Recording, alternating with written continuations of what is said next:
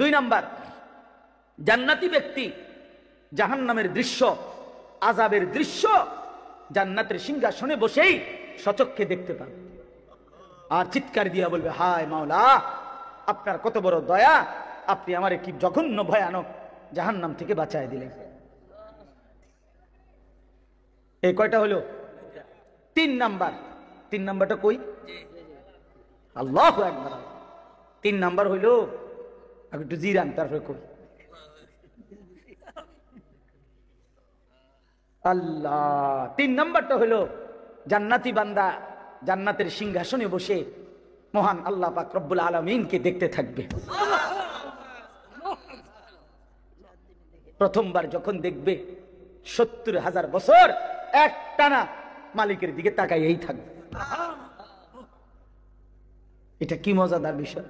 এর লাগে কইছে একটু জিরা, মানে একটু মজা করে কই, ইলা রাব্বিহা নাযিরাহ, সরাসরি রব্বুল আলামিনকে বান্দা দেখবে। আলাল আরাইকি ইয়ানজুরুন ইলা রাব্বিহি আযজা ওয়া জাল।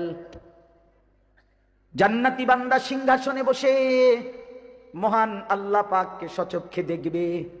70,000 বছরের জন্য জান্নাতের সব নিয়ামত ভুলে যাবে।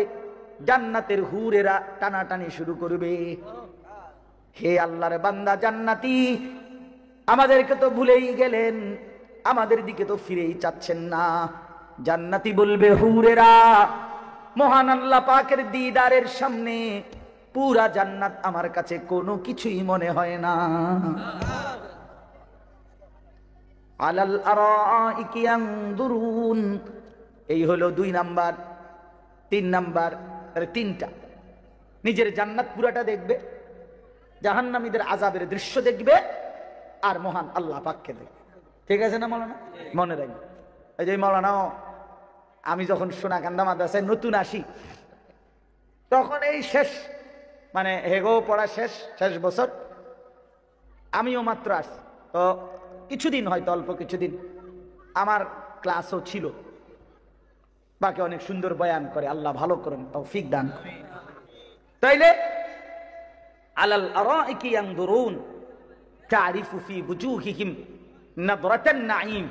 আল্লাহ নবীকে বড়, নবীজিকে আল্লাহ বলতেছে, বন্ধু শুনেন, জান্নাতি বান্দাকে আপনি যখনই দেখবেন 24 ঘন্টা তার চেহারার মধ্যে হাসি, আনন্দ, প্রফুল্লতা, চির সজীবতা বিরাজ করছে।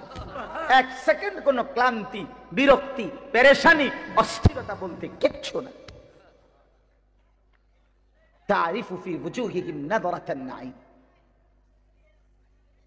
হ্যাঁ, আচ্ছা, এই যে বাহিরে যারা এতক্ষণ ধরে ধরে, এরা এই বেশরমরা কেমনে আইয়া বইব এখন? না না, এগো, আচ্ছা, এগো তো একটা চোখ শরম তো আছে মানুষের না। এখন যখন বসবে, এখন মুনাজাতের টাইমে এরা এগো লজ্জা লাগবে না? শরম কম হইলে যা হয় আর কি, লজ্জা কম থাকলে যা হয়। আস্তাগফিরুল্লাহ। ইউসকাউনা মির রাহিকিম মাখতুম, এই শেষ। এবার আরে 2 আয়াত, এবার শুনেন, আল্লাহ বলেন জান্নাতি বান্দাকে পান করানো হবে শরাব, জান্নাতি সুস্বাদু পানীয়, মাখতুম মোহরাঙ্কিত, সিল মারা। এই কথাটা আমি এমনি বুঝাই আগে, তাহলে বুঝবেন ভালো। মনে করেন এই যে এটা একটা বোতল পানি, এখন এটা একদম ইনটেক বোতল, বাকি পানি যেহেতু আমার পুরোটা লাগবে না, তো আমরা 3 জনে মিল্লা খাইলাম, আমি, হানিফ ভাই, সেলিম ভাই, একদ্র করে আমরা শেষ করলাম। তাহলে 1 বোতল দিয়ে কয়জনে খাইলাম? আল্লাহ তাআলা বলতেছে, আমার বান্দা জান্নাতের মধ্যে পানীয় যেটা পান করবে শরাব, সেটা প্রতিটাই থাকবে ইনটেক, মোহরাঙ্কিত, সিল মারা। একটা 3 জনে খাইবে না, একটা 2 জনে খাবে না, প্রতি বোতল নতুন নতুন। মাখতুম, প্রত্যেক বোতল সিল মারা, মোহর মারা, ইনটেক। হ্যাঁ, 3 জনে ভাগ করে খাওয়ানোর মতো জান্নাত। আল্লাহ বলে, কস কি বান্দা, এটা জান্নাত দেখি সাপের বাজার নি, আমার মাদ্রাসা আছে না, এটা জান্নাত বান্দা। এখানে আমার বান্দা রাহিকিম মখতুম, মোহর আঙ্কিত, সিল গালা করা, মোহর মারা পানীয়, প্রতি বোতল প্রতি গ্লাস নতুন নতুন শরাব পান করবে। খিতামুহু মিস্ক, এই শেষ আয়াত আল্লাহ তাআলা বলেন এই মোহর যেটা মানে সিল, যেটা দিয়ে আটকায় রাখছে আর কি বোতলটা, এটা যখনই উঠাবে প্রতি মোহর সরাইলেই পুরা চতুর্দিক পুরাটা মজমা মিস্ক আম্বরের ঘ্রাণে ভরে যাবে। খিতামুহু মিস্ক, খিতাম মানে মোহর মানে মুখাটা, ওই সিল যেটা মারছে আর আটকায় রাখছে যেটা, এটা খুললেই কি বের হবে? মিস্কের ঘ্রাণ। ওয়াফি যালিকা ফালিয়াতানাফাসিল মুতানাফিসুন। এই শেষ কথা হলো আল্লাহ এবার উপদেশ দিচ্ছে, অতএব আমার বান্দা এমন চমৎকার জান্নাতের জন্যই তোমাদের প্রতিযোগিতা করা উচিত। বুঝিনি বাংলা কথাটা? এমন সুন্দর জান্নাতের জন্যই, এমন চমৎকার মজাদার জান্নাতের জন্যই তোমাদের কি করা উচিত? প্রতিযোগিতা করা। তাফসিরে মাআরিফুল কোরআনে লিখছে, হে আল্লাহর বান্দা, আল্লাহ বুঝাইতে চাচ্ছে অতএব হে বান্দা, দুনিয়ার জন্য প্রতিযোগিতা কইরা কোনোই লাভ নাই। এটা সূক্ষ্ম কথা শুনেন, আমার কাছে খুব ভালো লাগছে এই কথাটা, যে লিখছে দুনিয়ার জন্য প্রতিযোগিতা কইরা সর্বোচ্চ চেষ্টা করে যে প্রথম হবে, ফার্স্ট হবে, সেও মরে যাবে, যে লাস্ট হবে সেও মরে যাবে। জিতলেও কবরে, হারলেও কবরে, তো লাভ হইল কি? বুঝেন নাই কথাটা? এটা দারুণ কথা না? মানে দুনিয়া আমি একবারে ঠিক আছে, আমি 1 নম্বর ধনী হইছেন তো, তাহলে মরবিন নি আগে এটা কর, তো লাভ হইল কি? আর 1 নম্বর হইয়া কি লাভ হইল? এমন যদি হইতো যে আমি ফার্স্ট হয়েছি, আমার মরণ নাই, বাকি যারা লাস্ট হয়েছে তারা মরে যাবে, এরা যেহেতু পাস করছে না। তাহলে দুনিয়ার মধ্যে কোনো প্রতিযোগিতা করে লাভ নাই, দুনিয়া নিয়ে কারাকারি করে লাভ নাই। জিতলেও মরে যাবা, হারলেও কি মরে যাবা।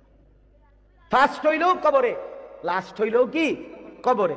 অতএব যেটা আমার থেকে চলেই যাবে, যেটাকে আমি ছাড়তেই হবে, তার জন্য প্রতিযোগিতা না করে ওয়াফি যালিকা ফালিয়াতানাফাসিল মুতানাফিসুন, আল্লাহ বলে জান্নাতের জন্য প্রতিযোগিতা করা উচিত।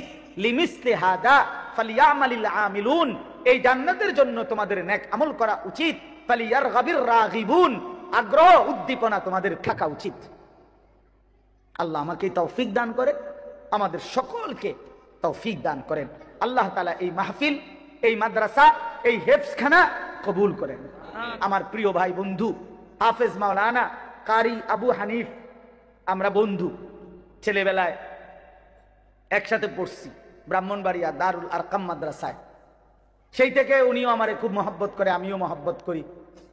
এই 17ই ডিসেম্বর শেষ বয়ানটা উনি নিয়ে এবারে আসমানে দিছে না চাঁদের দেশে দিছে মাহফিলটা, আমি কখনো জিগাইও না, ওই যে আমার বন্ধু যে, এই জন্য আমি জিজ্ঞাসাও করি না। এমনি তো আমি সব মাহফিল জিজ্ঞাসা করি, কিন্তু এইটা কিছুই বলি না।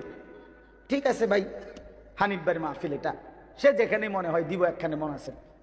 তো পরে শুনি এই 2 দিন আগে মনে হয় আমারে, হ্যাঁ হ্যাঁ, ওই আমাদের কুড়াখাল মাহফিলের দিন বলতেছে, হুজুর এখানে আপনার আরেকটা বয়ান আছে। আমি কি জানি, আমি তো কই পারি না, করতে আইল এটা বয়ান, কয় যে 17ই ডিসেম্বর হানিফ ভাইয়ের যে বয়ান এইটা। ঠিক আছে, আলহামদুলিল্লাহ, কোনো অসুবিধা নাই, আল্লাহর কথা বললেই লাভ, ঠিক কিনা বলেন? কবি ইধার কবি উধার, কখনো একদিকে কখনো সেদিকে, কখনো নিচে কখনো উপরে, কখনো দুয়ারে দুয়ারে, আল্লাহর কথা বললেই লাভ, আল্লাহর কথা শুনলেই লাভ, আল্লাহর পথে আসলেই লাভ। ধাক্কা ধাক্কি না করি ভাইয়া বাপ, চলেন সবাই জান্নাতি হো, জান্নাত অনেক বড়। এই আমরাই মানুষই গুণ জান্নাতে ঢুকলে আর তো লোক ঢুকতে থাকতো না, না মনে হয় না, ঠিক না? কথা বলেন না কেন? মানে আমরা এই কয়েকজন জান্নাতে যদি ঢুকে যাই, এরপরে তো আর মানবাহী লোক ঢুকতে থাকতো না, আর তো জায়গা হইতো না, তো আর অসুবিধা কি, সংকীর্ণতার কি দরকার? জান্নাত তো অনেক বড়, অনেক বিশাল জান্নাত।